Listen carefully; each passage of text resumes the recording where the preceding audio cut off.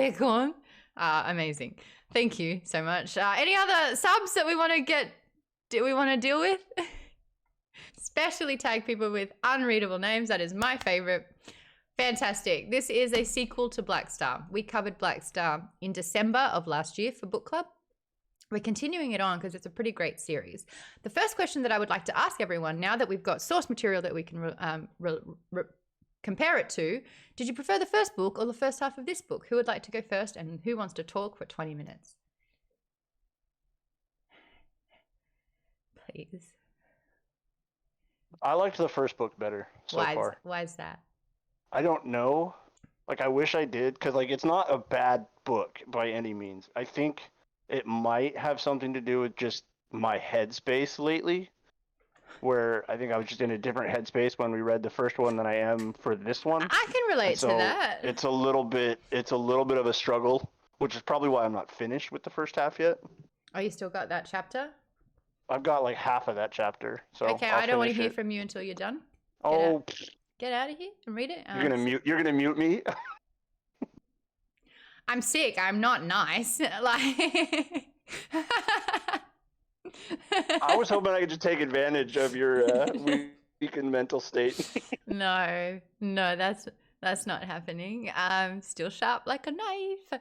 Speaking of knives, obsidian knife. There was some good chats in the Discord about that and what that actually looks like. That was a lot of fun. Ken, first book better, second book better? I'll probably have to finish this one to make a determination. I am enjoying this book, and yet I can't really put a finger on what it is I enjoy. I'm reading it. I'm entertained. I'm following along. I'm having fun. Yeah. Good. Tass has finished the book. I'm going to read your Goodreads review. Halfway through the book, which is why it's relevant, because we're talking about the first half of the book. Halfway through the book, I realized I just didn't care about anything that was happening. It became all political with constant meetings, and I kept losing. You said losing. I know. Oh, did I actually? Can't write. Doing great, but I'm going to read it phonetically. Other Amanda does. I kept losing track of who was doing what and why. There were so many points where I was so confused because I kept forgetting why people were doing things because it was boring to the point that I didn't care to remember. The start and the end were good. Just the middle. That's why it's getting 3 stars. I don't disagree. There are sometimes I've read the first half of the book now 2.5 times because the first time I listened to it for the first half, I couldn't tell you what was going on. I couldn't tell you a dang thing. Like, I just checked out. And it's really unfortunate because it's the same voice cast for the first book, and I loved the first book. But I'm going to... Catch-22 said, he's just not in the headspace for it, and I am going to 100% agree. I just wasn't able to retain. So I listened to it again, and then I bought it, and I have read it, and I have got some quotes that I will be addressing that were fantastic, but it just feels a lot like, and we've had this before in books, the first half of the book is moving all the chess pieces to the right position, and then it kind of all comes to fruition. And I actually believe Black Sun was a little bit like that as well. I remember the discussion and us talking about the fact that there were moving pieces, like you had Shala traveling somewhere with Serapio because he needed to go somewhere, and they're learning about each other for the first time. And so that was kind of like setting up. And then you had Naranpa, and you're learning about what the Sun Priest's duties were and what, all that sect was about and the different people and why that was important or not important, and the battles within that. And I just feel like, thank you, Adam Vision. He checked in on me earlier, and I said that I was exhausted and I nearly had my second nap for the day, but I had to do this. And he says, that's really nice. I can't read that because that would be acknowledging the compliment, and I'm going to be like, whoa, no, thank you. That's so nice. I can't compute with the night. Is everyone else like that? If someone says something really lovely to you, you're supposed to say thank you, but instead you go, I know, and let me tell you why you're wrong, or let me tell you a bad thing, so that I can wipe out that compliment that you've given. That's me. Hi, Colleen. So lovely to see you. I love Colleen. I just want to shout you out because in the Discord, when anyone joins, and if you're watching, feel free to join. When anyone joins, Colleen always just celebrates the community and it welcomes people with open arms, and it's so wonderful. So thank you. In fact, you just wrote political intrigue, and I'm there for it. Let me hear your takes on the first half of the book.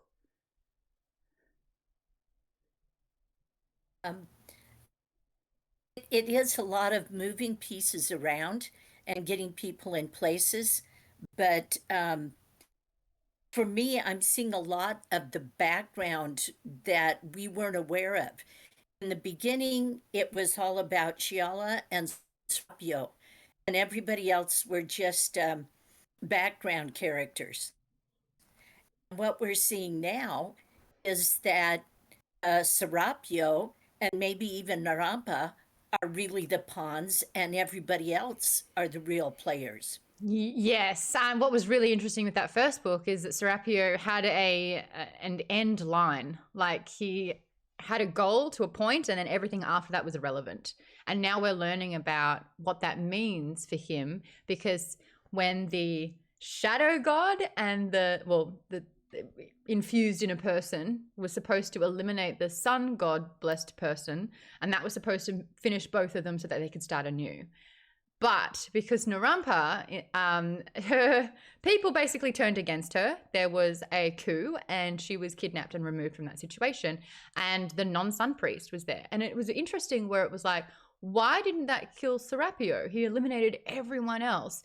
But she's the key in all of this. And why is she so important? And how could a God-blessed person be able to identify that that wasn't the sun priest? So what does she have that cannot be passed from person to person in this instance by wearing a particular mask? What is inherently about this person? And that's what we start to find out. I've got so many points that I want to talk about with this, so I'll keep it to how are we finding the first half of the book. I loved your comments, Colleen, on what is different this time. Lisa, I know that you were going to be late. Are you here with us? Because if so, I'd love to hear your thoughts on the first half of the book. Yay, she's here. Can you hear me all right? I sure can. Okay, I'm in my car, so yeah, I'm enjoying it. I don't know overall if I like it more or less than the first book, but I don't know. I'm enjoying it, and I didn't want to stop reading it, but I was also like speed reading the last couple chapters to get done with it. So, like literally was up to like 2.5 speed on the last chapter, so. Whoa, well done. Yeah, but I like it. And Catch 22 has completely finished the first half of the book with a dramatic slamming of the book. Well done. What are we thinking about the chapter 15, what you've just discovered, or were you just trying to get through it? I'm not surprised. Okay, we'll get to that later. Jimmy, what I loved hearing from you earlier was that you are much preferring this book to the last book. What you were saying that you've noticed a huge improvement in Rebecca's writing. Yeah, that's just my opinion. I like, as you were saying before, that there's a lot of political intrigue in this book, and it's like basically like showing you like the underbelly of things that you didn't expect to happen, and like very similar to like the Six of Crows, like where they're trying to come forth with more feeling, more fervor. That it's like peeling the onion, getting more into the good layers. You know what I mean? I love that you gave Six of Crows as a similarity, because there were different points of views from your main characters, and you are learning more and more about these characters as we go along. And we're also seeing different characters meet for the first time, which is really interesting as well. Not necessarily the meetings that we are yearning for, but it is interesting to see sort of where their paths are going. Interesting that you also mentioned Six of Crows, because it's in the Grishaverse, and I noticed a lot of similarities. And I'm talking about this book because we did cover it earlier, so I'm hoping people know what I'm talking about when I mention the Grishaverse. We had the Shadow, what was his name? Darkling? Darkling, yeah. Yeah. Christopher. I'm not great with names, I apologize. But the Darkling, that guy. Yeah. So we had the Darkling, and he could summon darkness and shadow. And then you had our Summoner. Summoner. Thank you. Which is Alina, right? I Yes. think I got that name. Yeah, There you you got go. Alina. He was Jonathan or something. Alexander. Thank you, K. Frito. Alexander Morozova. Nice. I've always been terrible with names. So something that something that I really wanted to talk about here is usually when we dive into darkness and light, shadow and sun, we're conditioned to believe that darkness is bad and light and sunshine is good.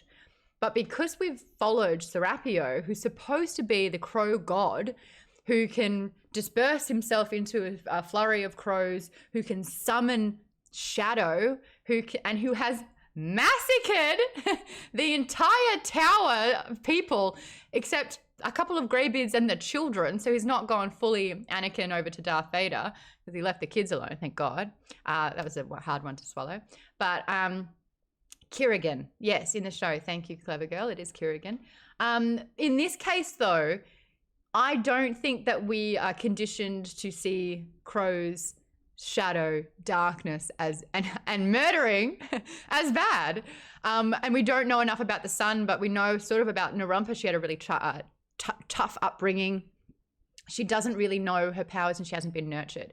So the two questions that I want to talk about with this theme is, do you think we are looking at good or evil here, good and evil? And are we going to be completely kind of like torn about our feelings for Serapio, because he has goodness in him. He's trying to find love for the first time. He's, he never signed up for this fate. But now that it's coming down to shadow versus light, like, are we all going to be like, no, Serapio, why are you so inherently bad? Because it has to be bad versus good. Would anyone like to weigh in on that one before I talk about the second thing, which I need to remember what it was? I have a lot of thoughts about that. Let's go. Okay. I tried to put in the chat just now. We need both light and shadow. It's really difficult to live in a world that's all sunlight or that's all darkness. And I think Serapio was honed as a weapon. He was raised basically by cultists. Thank you. And so he is geared only to that particular mission. But I think underneath it all, he's something of an idealist. And so I really think that if he and Naranpa could ever, because they're both concerned about corruption in the tower, they're both concerned about making it more relevant. And I think if the two of them could ever get into a place where they could see the other side, where they could communicate, I think they'd find that they have some goals that are much more aligned than anyone would think. Except you have to be willing to have that conversation, and Serapio, feeling the presence of Naranpa, has gone into kill mode instantly. I must destroy this. This is my goal. So when your overriding sort of goal, which you live and breathe, is to destroy the thing, do you think that there is room for a conversation? Because they are on the same page. What I think the big problem here is his programming. He has been programmed for that. So he can't see past that. I don't know if he'll ever get to a point where he might be able to. Maybe Shiala at some point can be the key to that. But it's his upbringing, it's his cultist background that's preventing him from being able to do anything except go into kill mode. I love that. Avery, you've got some thoughts. I would love to chat with this about you. No, I would love to chat with you about this. Yeah. Yeah, so I agree with a lot of what Colleen said. I don't think it's a clear-cut good versus evil at all, which is part of what I love so much about this series, is that it's not like that. Like, everybody has both good and bad. Like, we know that the tower has done a lot of bad things, and that's part of why they wanted to bring back the Crow God in the first place. Dude, when we and found out all about of that Ava stuff. and what she did when she was 12, like, it can't, Right? it can't just like dropping the juice where this girl's like, oh, and Ava, we loved her, my sweet cousin. And he was like, no, I'm going to bring out the tea on your cousin. She was not nice. She bit off a boy's tongue just to know what his blood would taste like. This chick is unhinged. And even though she's dead, I'm not going to speak nicely of her because she never deserved that. And I was like, oh, Ichtan with the tea. So yes, there were bad things that happened in this tower, which is supposed to be very ethereal, which is supposed to be bringing of the light and keeping order. And yeah, they were not good people. And they had an Assassin's League. How's that good? Yeah. And we know like about the Night of Knives, how they sent out a bunch of people to just completely destroy Carrion Crow to put them like because they weren't worshiping the same gods and all that.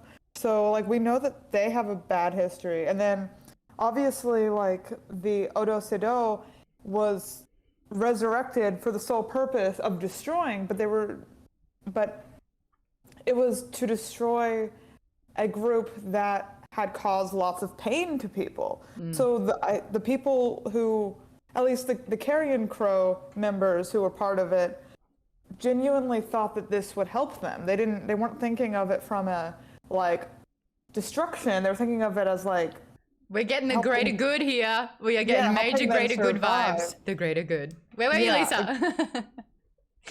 Sorry, Lisa and I do that little bit about the greater good. Yeah. And then with Serapio, like what was just being said, like, yeah, his main mode is kill mode, but how much of that is him and how much of it is the Odo Sido? Exactly. Right? Yeah, I loved that. Like the Odo Sido is the prophecy, is the weapon, and he's lived through that, and now he wants to be a person. And I think his draw to Shiala was that it keeps him human.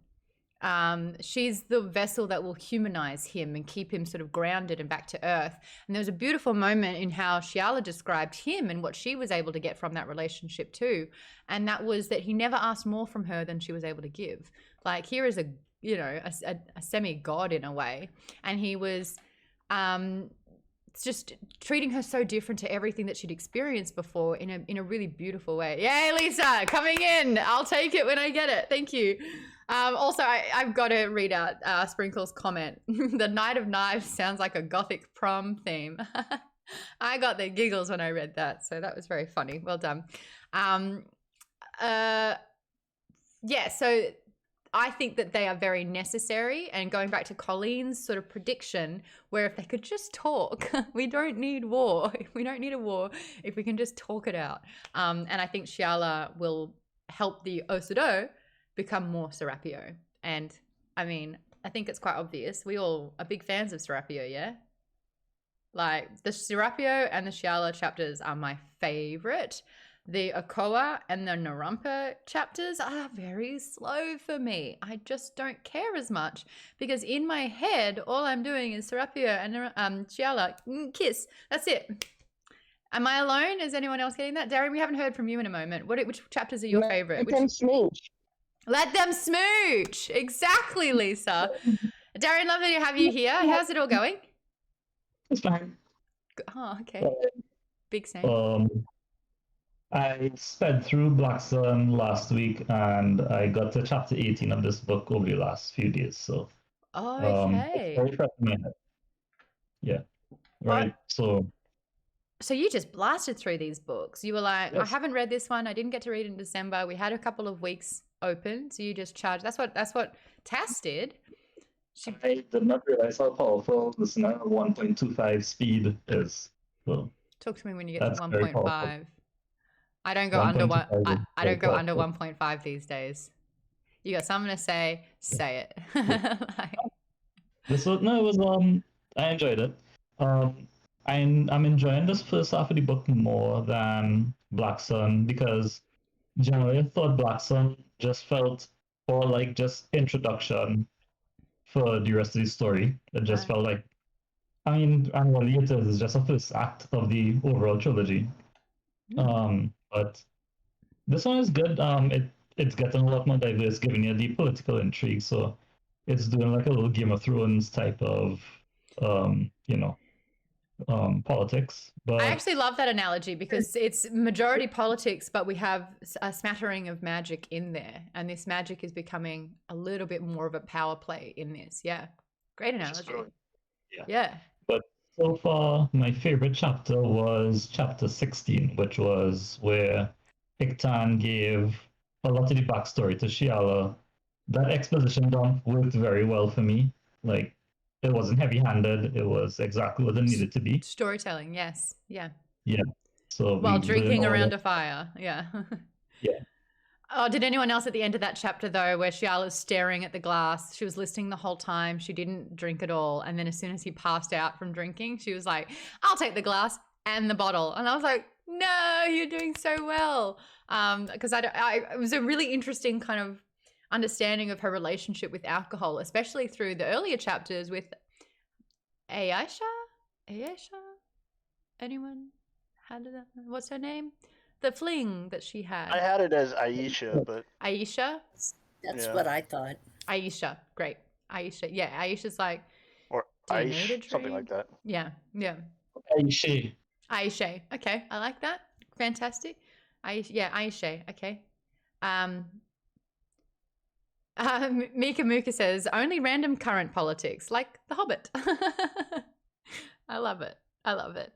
The other question that I had for everyone with this whole light and dark showdown, if Naranpa had the same training as Serapio, instead of it being a cardinal sin and it being non-spoken at all, there was a line in there where she says, just saying magic and priest in the same sentence makes me want to, like, my tongue rot.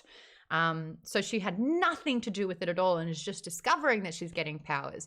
What would Naranpa be like if she had that training and she was the sun god? Because she would be like Alina Starkov, like she had all the powers, she was training, she went through the regiment of it all. Anyone?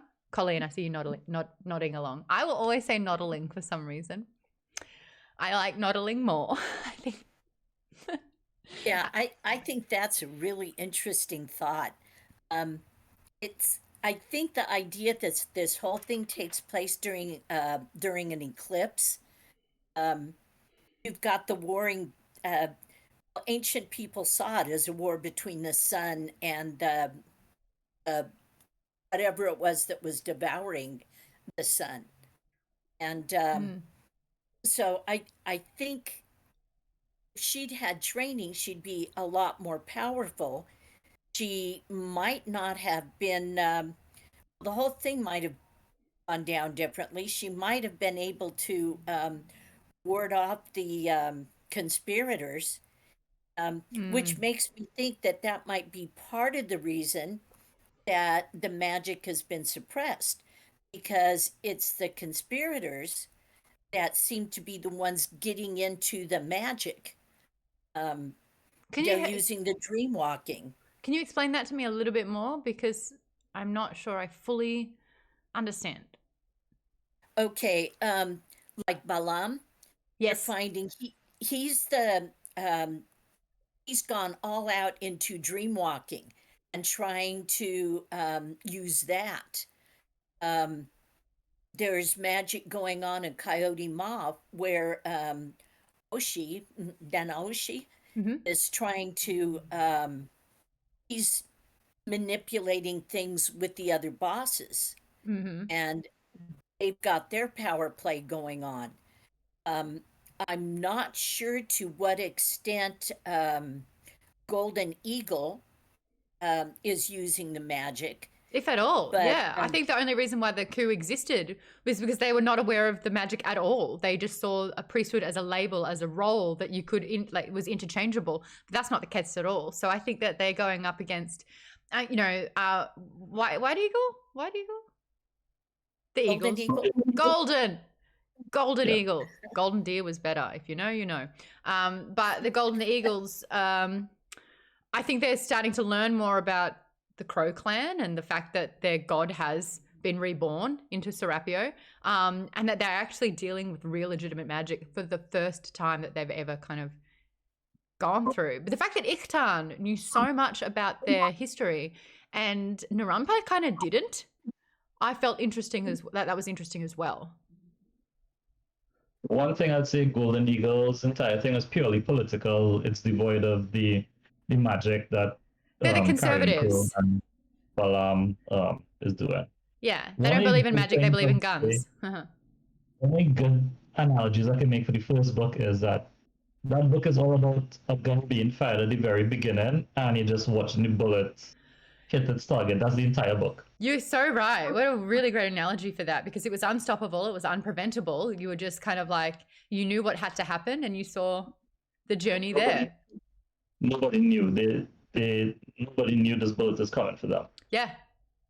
And then that second last chapter was it? Before Shiala starts singing to try to help the crowd. But like when it was just a flurry of destruction. Like to have Rebecca Roanhorse, who's, you know, so good at these relationships and unfurling these relationships and us rooting for these characters to be together so badly. When you just see this, like it was very reminiscent of my reading all the Drizzt books, where you have a drow who is so proficient in a double scimitar sword play. It was that kind of thing where it was like, you know, the way that she spoke about that, it wasn't even a fight. You can't call it a fight, because it was just this unstoppable force that just wiped out. I mean, we heard what happened. Like they found Aba's body, wasn't it? The head was smashed in and it was pummeled. Like, yeah, it was not gentle at all. It was so destructive. And again, like I think I can speak for everyone, as we disassociate Serapio from that, because it was kind of like the god had taken over and used him as a weapon. And I think that's the saddest part about Serapio in this book. Like the saddest part was we knew that he was going to die and we didn't want him to.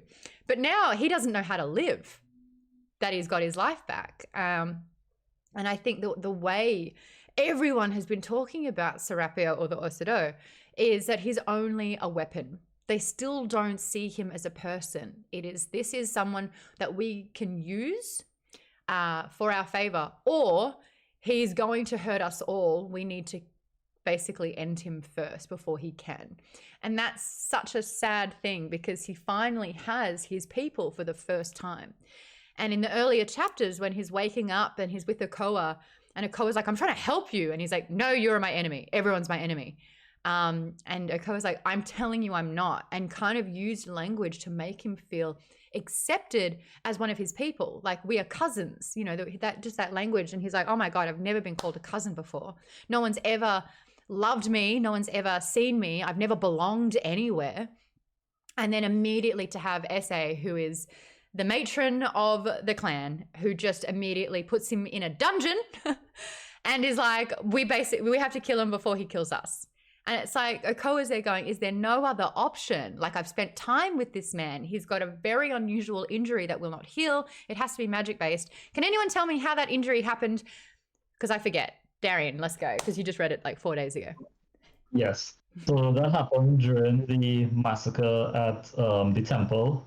The guy who had the Sun Priest mask, who was being installed by Golden Eagle, he managed to stab Serapio with his mask during the slaughter. It was the mask that did it. Yeah, it was the golden mask that stabbed him. So. And now we know, thank you Stargirl314 saying the sun god mask, and now we're learning about what the mask is being made of. And again, this kind of goes back to Shadow and Bone. She had a vision of the Firebird, and the scales of the Firebird were made into this mask. And I'm here going, it's so interesting, because I feel like Shadow and Bone was almost like a USSR, like an old telling of sort of the old Russian area. And then here we're talking about, I have it in a review that I was reading, which I really want to kind of get to here. Meridian Civilizations by the Old Americas and pre-Columbian American cultures. So it's so funny that here we are, when we remove colonization, when you look at sort of like the intrinsic history and lore of these places, one being up here, one being over there, like they're not the same place on the map at all. And yet they both represent the Firebird, different types of magic.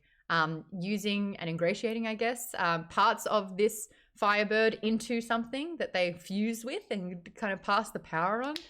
That's very interesting, I thought. There's a lot of similarities, more than I thought. But I will say the thing that I love about this book the most is just how honest and representative and unwavering they are in telling the history in a fantasy scope. It's like we're not going to modernize or white any of these words or people or history or cultures. You have to learn this to understand it. And I kind of love that it's done in such a palatable way that I'm reading this and I get it all. And here I am talking about, Shiala spelt with an X and Serapio and like these words and names that we've never heard before, Naranpa. And now it's just so easy because you can adapt to their language, which I love about that. And hopefully we get Rebecca Roanhorse on. We have reached out. I was supposed to get word end of last week. That hasn't happened. She's got a deadline at the moment. So it might be pushed back into next month, but I would really love to talk to Rebecca about this book and the research that she's done and how she came up with this, because I have my certain wheelhouse. I know that a lot of people have their genre and it's like, this is what I read. And for me, growing up reading fantasy, most of it was written by a white guy, a straight white guy. So to hear a very different, the end of the third book? This book only came out last year. I mean, yeah, maybe she's just getting the series happening. I've got to find out. She's done a bunch of books. I'd like to talk about that as well. What the third book's going to entail. I don't even know what the second half of this book's going to entail. Anyway, does anyone have any thoughts about the Firebird, the vision, Narampa's infusion with her god? Does anyone like Narampa's story? Yet. I don't hate it. I always liked her. I don't like Serapio, so. Hi, Tame. How are you? Hi, sorry. Yeah, no, I know. I won't put too much emphasis because I probably have a different and probably unpopular opinion, but I don't empathize or like. I would represent all the people who are terrified and hates and don't like him and Serapio? and like even seeing it from his perspective doesn't make me empathize with him more. Maybe it's the writing, but I actually like. I've always liked Naranpa way more than Serapio. Are you listening or reading the books? Reading. Yes, actually, you mentioned that. I remember now that I probably would have a lot more empathy because the actors do a great job. I remember that. I thought about buying the audiobook. My issue is that if I respect the book, and I guess I have to admit, I like Rebecca Roanhorse's world building more than her writing or character creation. Like, I love the world, and I respect it enough that I feel like reading an audiobook is cheating, no offense, but just for me, I'm a traditionalist, right? So, but maybe I'll switch over and also pay the extra money. Right? So I respect it enough that I still want to read it. I'm old-fashioned and weird and sticky, you know. So I used to be like that. 2017 was a very big year for me to totally lean into audiobooks. I know. Actually, Adam, I was thinking of you that whole time I was adjusting my video. I was like, I should be doing this in the, what is it called, the studio mode. I should be on. That's why I had my shit-eating grin on. I was like, I don't care. Adam Vision commented saying what is it? My neck hairs stood up. I'm telling you, having a that'll do attitude is so nice. It just is very calming for me sometimes. Did I swear? What did I say, Ken? Teach me your ways. I said shit. Said shit-eating grin. I did. Oh, I didn't even notice. I think that's like a normal trope. I don't think so many times when I'm streaming and I'll see like a swear count and I'm like, I got no idea what I said. I dropped a lot of fucks earlier though. I'm actually so glad I had enough of them. That was good. It's a good day. Yeah, you had enough fucks to give. Yeah. So. Yeah. I have now sworn 347 times. Eek. Maybe the books shit. Oh, you didn't want to say it? Yeah, I know. I reckon the number would be higher. Just because I know me. Serapio was vengeance of the Knight of Knives. What do you mean, Colleen? Well, at the Night of Knives, even the innocents were killed. And every time we talk about the Night of Knives, I think of what is it? The Night of Broken Glass. What is it? Knock the Cristal or Crystal Crystal? Knock. Crystal Knock. Yeah, What's I always that? think of that. Well, that was in Germany, um, right at the beginning of the Holocaust, when they shattered all the windows of all of these Jewish residences and um, uh, businesses, and just the slaughter of innocents during the Night of Knives. How do I not know about this? Um, I feel so bad that I don't know enough about World War II. I just don't. I don't know what happened to me. I was like, oh, that sounds terrible. I don't ever want to learn it. I don't know. It was before the Holocaust proper, and that was sort of when the Nazi Party was coming to power, and they showed that they were willing to destroy the property of Jews who were wealthy and successful, That's and so to basically fucked up. and that was when people knew, and that's when a lot of the Jews who were like, I don't think Germany's a good place for us. That's what prompted a lot of them to just leave Germany, which is what the Nazis kind of wanted, and that made them, kind of showed that they were flexing their muscle. I think Good it was like Lord. 30 or something, or in the mid 30s, so before World War II proper. Well, there were two incidents because you have Crystal Nacht, but also you have the Night of the Long Knives, where that was Hitler just consolidating power by in a night taking out all his political rivals. So they have like that one's Night of the Long Knives, and then Crystal Nacht was the pogrom against the Jews. So we're looking at sort of like the step by step how to become a totalitarian, a fascist pig, what is the actual term? Dictator. Thank you, Maude. You're welcome. I got there. He sure put the dick in dictator. Hey, moving on. Oh yeah, I changed cameras again. I thought that this would be better because the other one I look like pixelated in a way. I've got to put this as a dog cam soon. She's down there.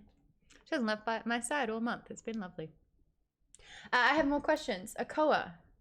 Time for another vacation. Adam just texted me. What vacation? What vacation?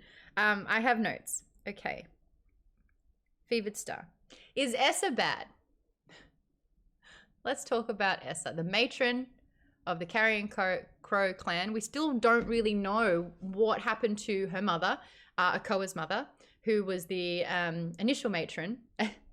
Can't be done. I mean, I think it's gonna happen. Katie Dove just said Esa must die. So should John Tucker, apparently. Yeah, good. So a little bit of background with Esa and being the matron of the Carrion Crow clan.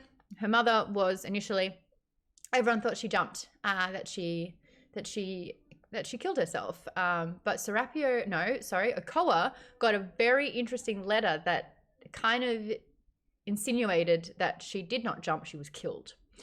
So this has become a murder mystery as a side kind of plot line. We don't know what happened, but Esa's had to step up, and the power's kind of going to her head. She feels threatened by Serapio. She does not like that this reborn god has come in human form and is basically kind of barging in and making himself a messiah in her presence. And usually when people feel threatened, as we have just discussed, you got to eliminate them. If they are a threat to you and your power, then the only answer is she's not bad, she's just written that way. Oh, not ESA, the European Space Agency.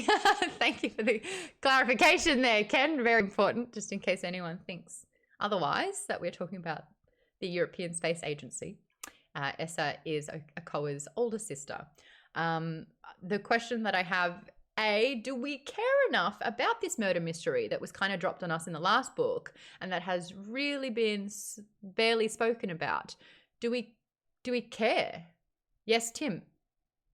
I was gonna say, I don't think the murder mystery thing is a big deal, but it is interesting because we have this discussion about magic and how magic was forbidden. And then apparently the letter that their mom sent to Okoa, she wrote like 20 years ago. Oh, it was a prophecy? Yeah. So it's weird that she wrote this letter like way back in the past, and then it shows up to Okoa like the day after she dies. And it convinces him that she was murdered. Like, that's very strange to me in a world where magic is forbidden, even though we're learning that it's not. Colleen's just said Esa doesn't believe in magic or gods. She's denounced, even though there's evidence in front of her, she's completely denounced that magic exists, that gods can be reborn, even though it's a part of her legacy, it's a part of her, the tradition of her people. She's saying absolutely not. But what was interesting was around chapter 13, we discovered that Okoa's kind of testing Esa to see if she knows what happened, if she's got any information, if she was given a letter as well. And he straight out asked her, did you receive a letter? And she's like, do you know why was it like, basically she thought it was a suicide note. And her response and reaction was so authentic that he has kind of eliminated her as, in his little murder mystery side plot. He's going, okay, I always picture it as Guess Who, where you're like, here are all the people, here are all the assailants, here are all the, the people that it could be. And then you go around and you're like, oh, it's not Esa. It's not this person until, one's standing. Oh, Avery, I'm going to let you say that because that's amazing. That actually makes this shit so much more interesting. What did you just comment? I said, what if a dreamwalker convinced her to jump? Because everybody thinks it's a suicide. And when we learnt about what dreamwalkers do and how powerful it was it Iktan's exposition on it all? Who was talking about Yes, Iktan was telling Shala.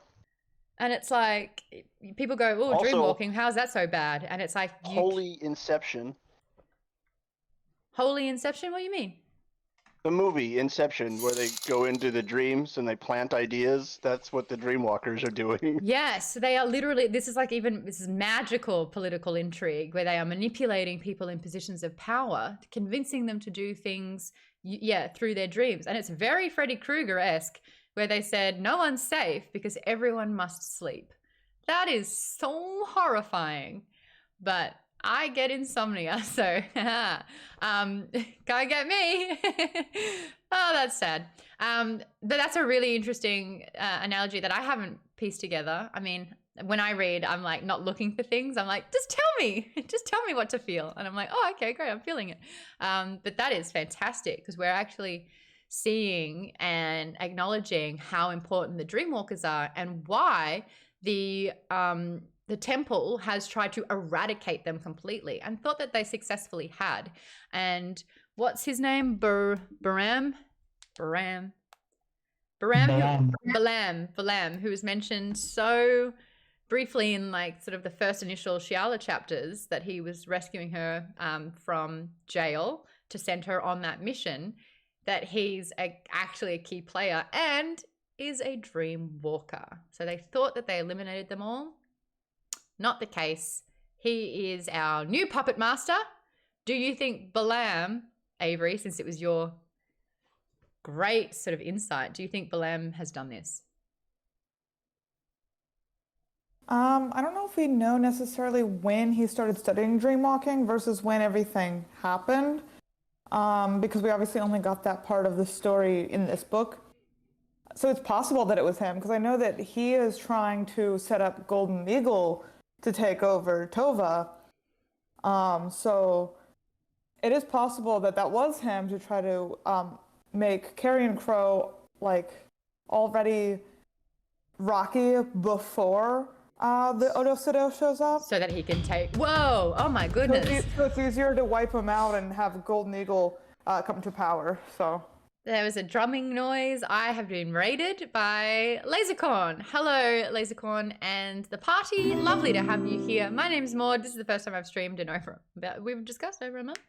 About a month. I do book club. We are talking about this book, Fevered Star. And because we've got new people here, and hey, thank you so much for the follow. Hey, Mr. Man. Oh, see, if it's all lowercase, I just think it's one word. But when I can break it down, the unfortunate thing is I'm live and everyone sees me fail late. I'm like, hey, merman. Merman. But hey, Mr. Man makes a lot more sense. We are covering Fevered Star by Rebecca Roanhorse. This is a brief summary of the book. I don't think there's spoilers. Return to the Meridian with the New York Times best-selling author Rebecca Roanhorse's sequel to the most critically hailed epic fantasy of 2020, Black Sun, which we did in December. Finalists for the Hugo, Nebula, Lambda, and Locus Awards. There are no tides more treacherous than those of the heart. Teak saying. Can I just say I love all the Teak sayings? They're so to the point. Even sharks need sleep. Oh, hell yeah. Like, what is it? Don't sink your ship just to prove that you can swim. That was a good one. Ken put that one in Fable. We're on Fable, everyone. If you want to download the app, it's totally free. Not only will you be shown what the books are, but we have a chapter breakdown of discussions where we can talk about all the things that happen. I like to put in quotes. I will be reading some of them later. No space, Lisa. No space. There it is. Oh, Toaster Post has just gifted some subs. Here we go. I wish this was alcohol. Here we go. Razor. 20,001. Also gifted a sub was Biopur.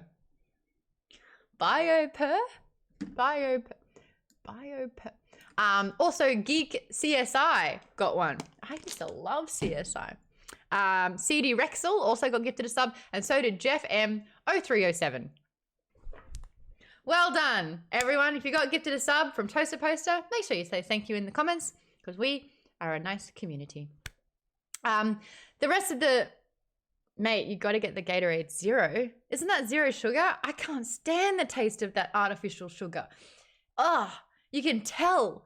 You can tell every time, because when you eat it, you get that feeling. It's like, ugh. You know what I mean? Coke Zero, ugh. It's nearly sugar, but it's not sugar. Fuck off with that. Adam, please only contribute helpful things. Ugh. Anyway, whatever, man. Are we fighting? Is this another fight that we're having again in a stream? We need a tally of that. How many times Maude and Adam fight? Okay. The great city of Tova is shattered. The sun is held within the smothering grip of the Crow God's eclipse, but a comet that marks the death of a ruler and heralds the rise of a new order is imminent. The Meridian, a land where magic has been codified and the worship of gods suppressed. How do you live when legends come to life and yet the faith you had is rewarded? As Sea Captain Shiala is swept up in the chaos of currents and change, she finds an unexpected ally in the former priest of knives. For the clan matriarchs of Tova, tense alliances form as far-flung enemies gather, and the war in the heavens is reflected upon the earth. And for Serapio and Naranpa, both now living avatars, the struggle for free will and personhood in the face of destiny rages. How will Serapio stay human when he's steeped in prophecy and surrounded by those who only desire his power? Is there a future for Naranpa in a transformed Tova without her total destruction?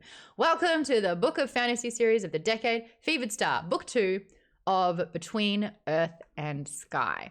Now, can I just say that this review, with 11,000 ratings, it is on 4.11 on Goodreads.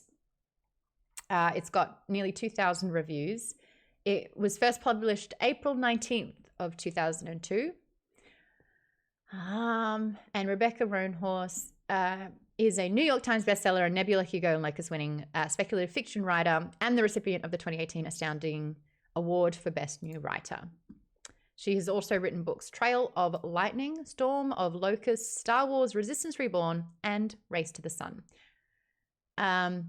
She lives in northern New Mexico with her husband, daughter, and pug. Poor pugs.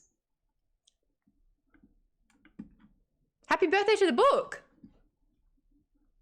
When was it? April 19th? You said April 19th last year.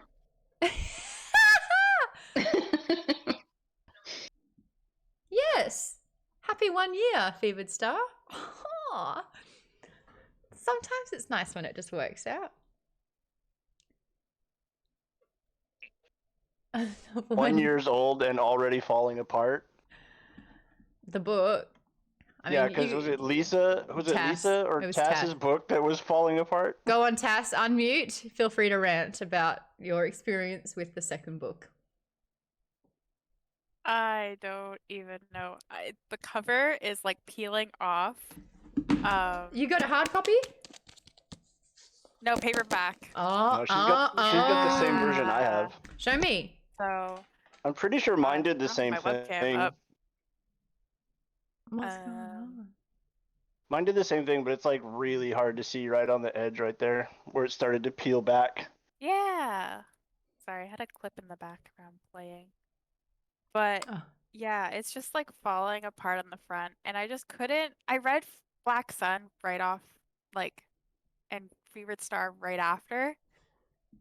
And there was just something I couldn't click with it. Okay.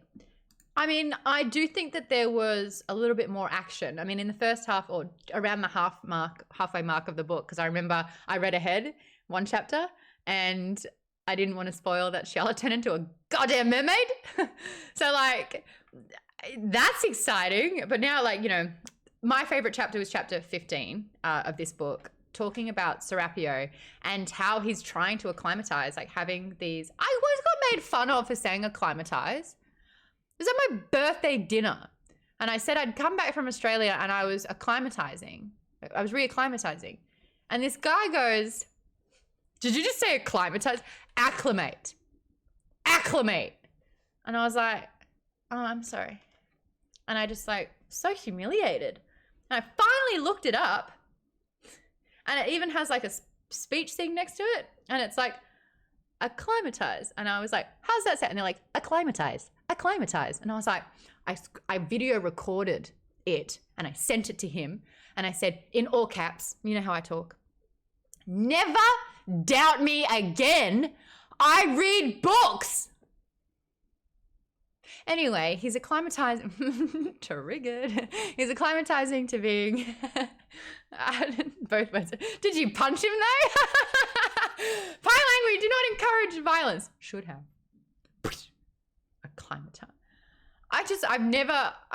You know what it was? I think it was the first time when I was like 10 years old and I said chagrin and someone goes, chagrin. I was like, how? How is it chagrin? Chagrin. And I just think I got sad then and I was sad again. Words are hard. Aluminium, says Adam. Aluminium is right. Aluminum. Aluminum. It's aluminium. Aluminium sounds more sciencey, right, Tim? Colleen nodded. I like having videos. Really, but okay. I just need the aluminum from you right now. Then again, there was also technetium and all of that other stuff, so. Magnesium? What? Technetium? Technetium. That's not a word. Uh-oh. Uh-oh. Do we want to break out the periodic table again? I've just been the bully of my story. That's not a word to everyone. I'm wrong. I know I'm wrong. I can't science. We all know this. Americium. Americium. Oh, I thought it was a pun. I thought it was a pun. But it follows the pattern IUM at the end of most of the, a lot of the elements. So aluminium would fit that pattern better. I just assumed. I'm sorry. I just assumed that Ken was making a pun, and the difference between aluminium and aluminum is americium, which is very funny. Oh no, what's that? What's this? Oh, it's the periodic table. Oh dear. What does it say? I like to cook. It's my periodic table cutting board, and it says I like to cook periodically. Oh, that's good. See, that's on par. I like americium. Far out, that was good. How do you say it again? Americium. I don't ever want to say that word out loud. Americium. I'm gonna go. Tass, do we have a clip for socials? Oh yeah. It's never about the book. It's never about the book. It never is. At least I'm not ranting about cane toads this time, though. Yeah, Pylang says KPB punning in non-puns. That is a skill. Avery says, lol, I said chagrin until about a year ago. You get it. You get it. That's like one of the hardest parts about being a book reader. It's like you read words that you never hear anyone say in language, like in conversations. The ultimate word that you can't pronounce when you read it is hors d'oeuvres. Oh, what, dwarves? Or dwarves. Or dwarves. Whatever it is. Or dwarves. He was the 8th dwarf. Oh, or over there. I'm the or dwarf. Sorry. Oh, not my best. Not my best. Do I still get a pun? I had a professor who couldn't pronounce, who had only seen words written, I think. And yes, pronounced chutzpah as chutzpah. And we, a couple of us, it's like, okay, he's our professor. How do we do this? But he was very gracious when we explained it to him. I like Chet's paw a lot. I like Chet. I like all of Chet, not just the paw. Pun. 446. They're bad, but I kept them. What's another word that someone has said? Because I've been in an interview where I was trying to do puns, and it was Han Solo, starts with A. His name is the Han Solo movie. Alden Ehrenreich. Alden Ehrenreich. So he said, my biggest struggles is, I guess Australia is not cultured enough, or I lived under a rock, but when they use like French sayings. So ennui, I'd never heard of that before. So he made this pun about ennui, and I was like, don't do that. Why are you doing that? And he's like, ennui, it's French. And I was like, oh, thank God. Because I thought that you were making a pun where you were weeing on something. And that was a bad interview, and I could never show that because I look stupid. Ennui. I still don't know what it is. It's like I refuse to learn. It's boring. You shouldn't learn it. It's boring. Got it. So he just wasn't funny is what I'm hearing. Good. Well, no, it's literally boring. Ennui means sadness. Oh. Oh, no, it just means boring, man. Can we get a dictionary meaning here? Dictionary gives the name to explain ennui. Ennui. Here we are. It means a form of like apathy. We got KP Dubs right here. Ennui. Look at Webster over here dropping the definition. A feeling of weariness and dissatisfaction, boredom. Examples. In reaction to the ennui that he was feeling after work for 12. Why would you ever say it like that in a sentence? You know what I mean? No, usually ennui, it's very French. You know, when they're like, ennui. I am bored with the things of the world. I cannot stand it. The world is so tiresome. You know? The ennui. Then it's spelled ennui. Ennui. I used to, by the way, my roommates made fun of me in college because I pronounced the word which means ordinary and boring, which I later on found out was an actual valid pronunciation in British English. I pronounced it banal. What is it?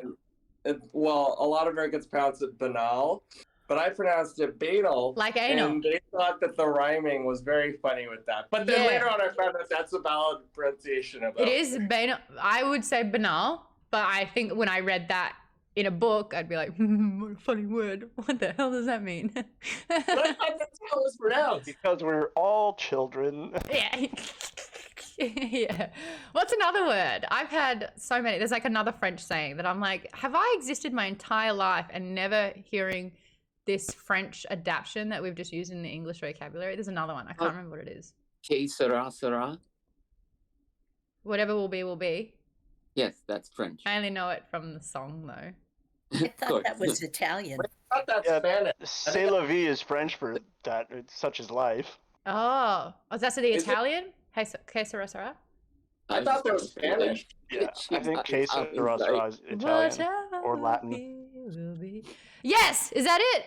Joie de vivre? What is that? Joie de vivre. Fucking hell. Joie de vivre, it's flair. Je ne sais quoi. I know je ne sais quoi, but I don't know joie de vivre. See, now we're just going into strange languages. Certain something. That's what I mean. KB Dubs, Go are you into my proud of old that one? AOL screen name and go as Vox Populi. Mine was more delicious. Ooh. I wanted to do something with Maude, you know, so bad. Vous voulez avec moi? How did I go with that? Mine was the dreaded after the dreaded Prince Robert. Mine was all about that movie that you like so much. To dread Pirate Roberts. Yes, it was just the dreaded. That was my game name. You dreaded. What was my mum? I don't know. If I tell you guys, I don't want you to call me that because it's what my mum calls me. And it's weird, and I don't even know why. But she calls me Flossie. I was Jedi Master Fletch for a long time. And how was your training, Jedi Master? Look, if I actually had force powers, there is a 100% chance I would use it inappropriately. Can I remind everyone that a Jedi power is a Jedi mind trick? So it is not evil to sway someone to do something for you. Just saying. No, it's the motive behind it. I'm just saying I would 100% use the force inappropriately. You force push people? I would, yeah, absolutely. In traffic, I'd just be like, get out the way. Oh my gosh, you remember from, was it Almighty? Bruce Almighty, where he does that? Bruce Almighty, where he parts the Red Sea with all the cars? I think about that so much in LA traffic. Like, in Australia, I was like, I don't get it. We've never had that kind of traffic ever. It's like, how is that? When would that ever be needed? And now that I live in America, I'm like, oh my gosh, if I had one power. Anyway. Any other words that people have said out loud wrong? Oh, none? Oh, that must be amazing. Well done, There was everyone. one word that I had trouble with, and that was rendezvous. Oh, yeah. And I never saw it written before. And then when I saw it written in Final Fantasy VII, I was like, rendezvous? Rendezvous. And then, so I was just like, hey guys, let's go on a rendezvous. Oh. And then they would be like, I think you mean rendezvous. I like rendezvous because it sounds like the German take on a French word. It's rendezvous instead of rendezvous. Colonel, that's a good one. Pylang, colonel. And also cacophony, or as I would say, cacophony. It is cacophony. I've said that wrong so many times, Hold on. It's not even funny. Hold on, this is news to me. What? Cacophony. Yeah, no, I've said that wrong so many times. What is it? What is it? It all sounds right to me. What is it if it's not cacophony? What is it? No, it's cacophony, but I used to say cacophony. Get it like cocoa? Got it. So Cacophony. Cacophony. Got it. Because I was like, I can't hear a difference. And how have I been saying it wrong this whole time? Cacophony. I love cacophony. I say it a lot. I'm pretty sure I just put the emphasis on the wrong syllable. I get that reference. When I first came to, I'm so Canadian. When I first came to the U.S., I thought it was Chipotle. Yeah, fair. I really did. Dude, That's but it. Jack in the Box made a big joke out about that on an ad campaign when they started putting Chipotle sauce on their stuff. Chipotle sauce, that's great. Yeah, they get Chipotle. Oh, that's so good. They made it so Jack couldn't pronounce Chipotle, and so he said it wrong like 18 different ways. Coco-phony, I think. Okay. Mitch says corpse. Core, as in core. Damn it, I just did it. When I was younger, I pronounced it as corpse and not core. Lol. Yeah, that one was a gear shift for me for sure. Because I was like, I used to play Blast Corps. Anyone played that game? But it was Blast Corps. And I'm going around going, oh my god, I have a Nintendo 64 and Blast Corps is awesome. And it sounds like you're shooting dead bodies. No, you've got machinery and you're bulldozing down buildings. Oh, it was a good game. What's Euler? Oh no, what's Euler? Euler. It's actually Euler. No, why? What is that word? What's his name? It's the guy's name. It's Euler. He was a mathematician. Who is it? Euler. The great mathematician. Why in the world would I know that name? He's a mathematician. Exactly. I'm not expecting you to get that one right. I did not know that one. Oh, everyone's putting in their words. And of course, I have to read them. And I'm reading them for the first time. So I'm the jackass. I love this. Let's go. Calliope. Calliope. Got Calliope. Woo, passed that test. Thank you, Lisa, for that one. Calliope. Yeah. Calliope. But I got Calliope. Next, Adam has given one. It is, damn it, I don't know it. Quaternion? Adam's not in the chat to say. Quaternion? Adam can get in the chat. Adam, get in Geek Bombs. He's a friend of Maude. He has access. You should have access. Get in there. Tell me what Quaternion is. Does anyone else know Quaternion? Am I saying Quaternion wrong? Good. Des Moines? Des Moines. What? Des Moines. It's a city in Iowa. Never been there. City in Iowa. Oh, Pylang says epitome, not epitome. I got epitome. Did I say epitome when I first read it? You bet. Do I say epitome all the time? Yes, I do. Yes, I do. Des Moines. Okay. Yeah, I would never have gotten that. Now I just want to give Maude a list of cities from Washington, like Puyallup and Sequim and... Puyallup? I couldn't tell you. Yeah, if I spelled out Puyallup, you'd say it wrong. Yeah. Like, Yeah, so weird. Right? Puyallup, I think. Here we are. Sault Ste. Marie. Sequim. It's nope, that's Sequim. Sault Ste. Marie. Sault Ste. Marie. No, it's not Sequim, it's Squim. Puyallup. Puyallup. Puyallup? Puyallup. Adam's in here. Adam, how do you... I love that he's sneaked in. You've got a beautiful display picture with flowers around it as well. Quaternion is really what? I mean, you're saying it correctly. No, I'm not. You wouldn't set me up like that. What do people think it is? I am an idiot, and I would say Quaternion? Quaternion?